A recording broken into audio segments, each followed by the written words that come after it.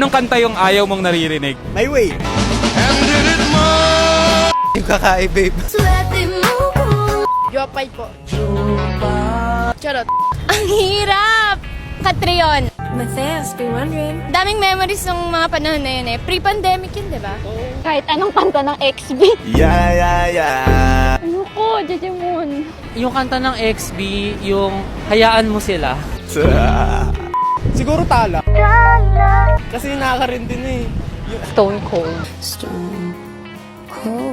Mas malakas yung impact sa akin when it comes to heartbreaking songs. Kay Skastakli. Minahal mo ba ako?